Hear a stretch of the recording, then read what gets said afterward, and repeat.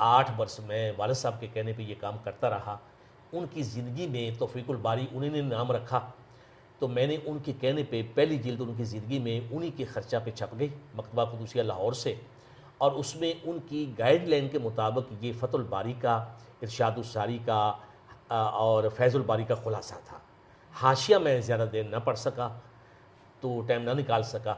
ان کی زندگی میں جب پہلی جلد چھپی اس کے بعد ان کا انتقال ہو گیا 2007 میں، اور میں اس وقت دوسری اور تیسری جلد میں لگا ہوا تھا اسی نہج پہ جو وہ مجھے دے کے گئے تھے کہ خلاصہ لکھنا ہے۔ ان کے جانے کے بعد مجھے مشورہ بھی دیا گیا اور خود میری رائے بنی کہ خلاصہ لکھنا خلاصہ ہی ہوتا ہے، آدھی چیزیں چھوٹ جاتی ہیں، تو خلاصہ کو چھوڑ کے میں مفصل ترجمہ لکھوں۔ میں نے پھر چوتھی جلد سے فتح الباری کا اور فیض الباری کا مفصل ترجمہ کرنا شروع کیا۔ 13 جلدیں ہیں فتح الباری کی، اللہ نے وہ کام وہ تکمیل تک پہنچایا، 2013 میں مکمل ہوا، اور ہر سال میں 2 جلدیں وہ تیار کرتا رہا اور مکتبہ اسلامیہ لاہور سے اپنے خرچ پہ چھپواتا رہا۔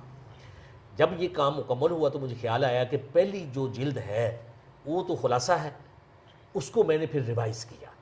1000 صفحے کی تھی وہ، اب میں نے کیونکہ میں 50% کام خلاصہ میں 50% کام ہوتا ہے کم و بیش، میں نے اس کو مفصل ترجمہ کی شکل تھی، وہ پھر 1000 صفحے کی 2 جلدیں بنی۔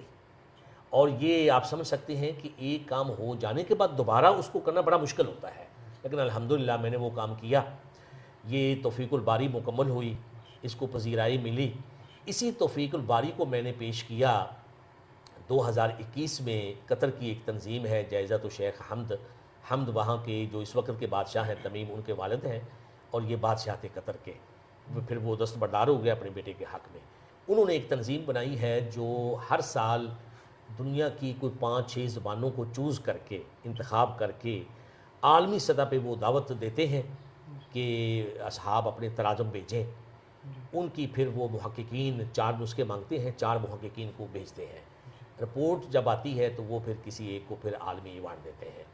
4-5 زبانیں ہر سال ہوتی ہیں، تو اردو سے عربی سے اردو جو کیٹاگری تھی 2021 کے زمانے میں، اس میں نے بھی توفیق الباری بھیج دی 5 نسخے۔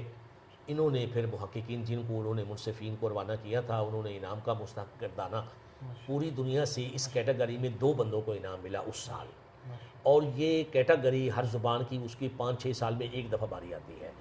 اس سال دونوں انعام پاکستان کے حصے میں آئے، ایک توفیق الباری کو انعام دیا گیا، یعنی اچیومنٹ ایوارڈ دیا گیا دوحہ بلا کے، اور دوسرے صاحب تھے ڈاکٹر طفیل ہاشمی، علامہ اقبال اوپن یونیورسٹی کی جو شعبہ اسلامیات کے ڈین رہے ہیں، ابھی بھی باقاعدہ